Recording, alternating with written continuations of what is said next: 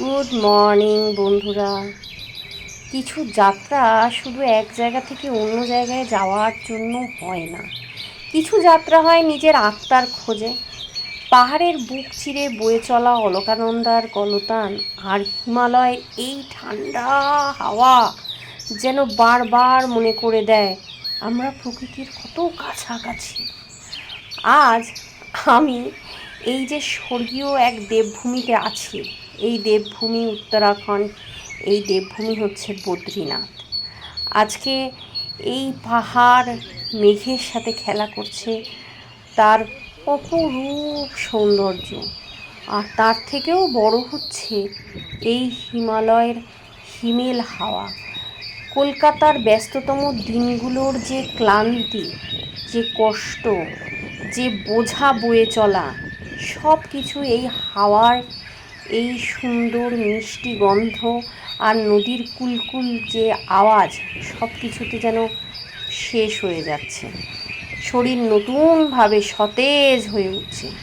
আর এই হোমস্টেটাতে আমরা বদ্রীনাথে ছিলাম। এই হোমস্টেটার একটা গল্প আছে, সেটা আমি পরে কোনো এক সময় তোমাদের সঙ্গে করব।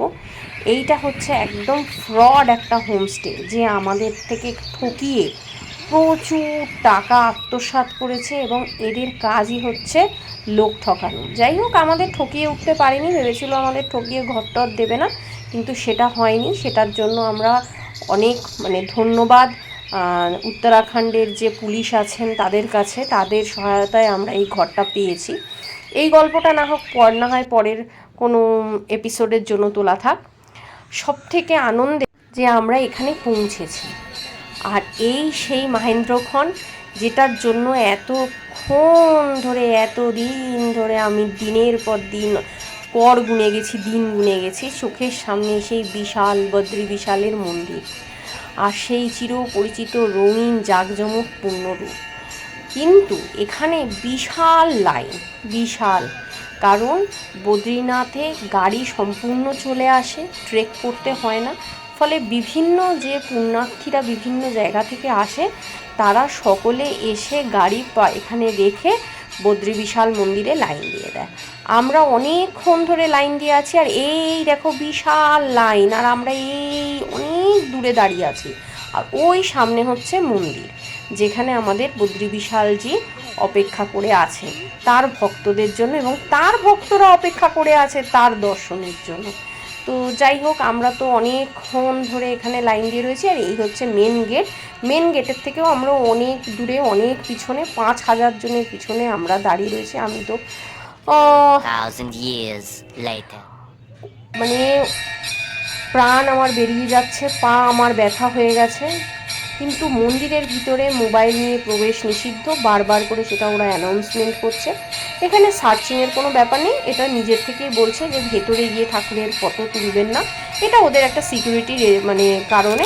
তো আমরা সেই জন্য ভেতরের কোনো ফটো ভিডিও করি।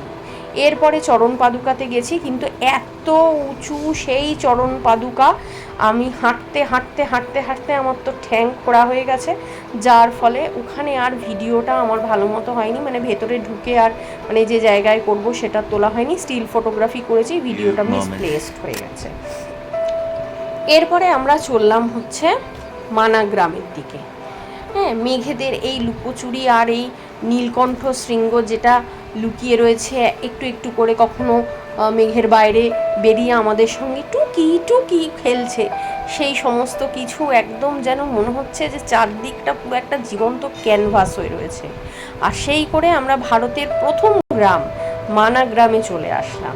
আর এই মানা গ্রাম থেকে শুরু হচ্ছে সরস্বতী নদীর মেন উৎপত্তি বা উৎসটা। এইখানের যে প্রকৃতি, সেটা শুধু দেখা নয়, এটা চোখ মন একদম শান্ত করে তুলছে আর কি, মন ভরে যাওয়ার মতো। দেখে চোখের শান্তি, মনের শান্তি। শুধু একটাই কষ্ট, সেটা হচ্ছে পায়ের আর কোমরের। কারণ আমার মনে হয় একটু অল্প বয়সে আমি যদি আসতে পারতাম, তাহলে আমার পাটা এত কষ্ট হতো না। আর দম তো আমার ফুরিয়ে যাচ্ছে হাঁটতে হাঁটতে, যেখানেই যাচ্ছি, যেখানেই ঘোরার কথা হচ্ছে সেখানেই ট্রেক করতে হচ্ছে, সেখানেই হাঁটতে হচ্ছে। এবং হাঁটা যে সে হাঁটা না, হাঁটা 1000 কিলোমিটার, এবং ওরা যেটা বলছে 1000 কিলোমিটার, হ্যাঁ, বা 2000 কিলোমিটার, হ্যাঁ, সেটাই মানে হয়ে যাচ্ছে হলো, মানে আমার মনে হচ্ছে 5000 6000। আমার তো দম বেরিয়ে গেছে, দেখতেই পাচ্ছ। এদিকে কখনো রোদ উঠছে, আবার ঠান্ডা লাগছে, হ্যাঁ। এই করে আমরা সরস্বতী ভিউ পয়েন্টে চলে এসেছি। এটা একটা রেস্টুরেন্ট কাম ভিউ পয়েন্ট।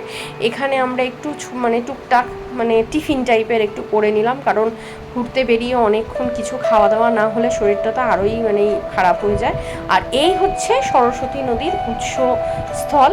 বলে যে এখানে মানে এখানে বেদব্যাস আর গণেশজি বসে রচনা করছিলেন, শাস্ত্র রচনা করছিলেন, এবং সেই সময় সরস্বতী নদী এতই আওয়াজ করে এখানে বয়ে চলছিল, তার জন্য বেদব্যাস রেগে গিয়ে সরস্বতী নদীকে মানে শান্ত হয়ে যাওয়ার জন্য, যাতে সে মানে নিচ দিয়ে প্রবাহিত হয় পাহাড়ের নিচ দিয়ে, সেরকম আর কি বলে, লোককথা আছে যে বলেছিল।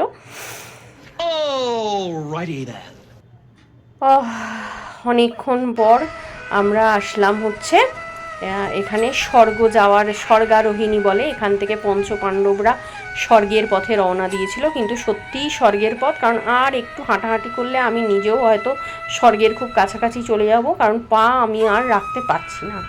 এই স্বর্গারোহিণীতে এতগুলো সিঁড়ি বেয়ে বেয়ে বেয়ে বেয়ে, আর প্রচুর ভিড়, প্রচুর লাইন, মানে সিঁড়িতে পর্যন্ত লাইন লেগে গেছে। তো সেই অবস্থায় সবাই যাচ্ছে, আমি দূর থেকে ভিডিও করছি, কখন ওখানে গিয়ে পৌঁছাতে পারবো, এবং পৌঁছালেও ওইখানে এত বড় বড় স্ট্যাচু যে ওইখান থেকে ভিডিও করলে কিছু দেখা যাবে না।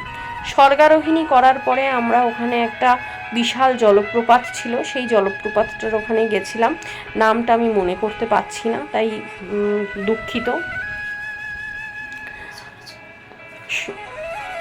অনেক ট্যুরিস্ট বলছে ওটা বসুধারা ফলস, আবার অনেকে অন্য নাম বলছে, যাই হোক। তো সেই একটা ফলস আমরা গেছিলাম, তারপরে আমরা গেলাম পাণ্ডব গুহা, গণেশ গুহা, লাস্টে বেদব্যাস গুফা।